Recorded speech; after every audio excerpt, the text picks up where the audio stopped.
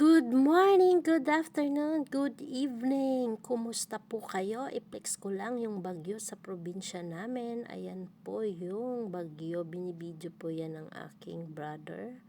Pinakita niya lang sa akin. Yan po yung kanyang bahay. Ayan, malakas po yung ulan dyan, guys. Nililindol po sila dyan at saka binabagyo rin sila.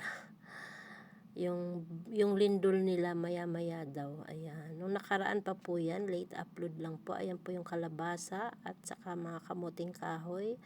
At yung dragon fruit. Ayan po yung mga tanim. Ng kapitbahay po yan, hindi po yan sa kanya. Ayan ang dragon fruit. Maraming salamat. Ulan, tumigil ka na. At may mga talong din po. Ayun, no, nakikita ko siya.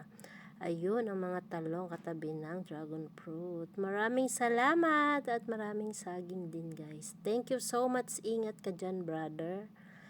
Umuwi ka na ng Maynila. Thank you sa iyong pag-video dyan. Maraming salamat po. Ingat po ang lahat sa bagyo. Ayan, malakas ang hangin. Binidyo niya po yan.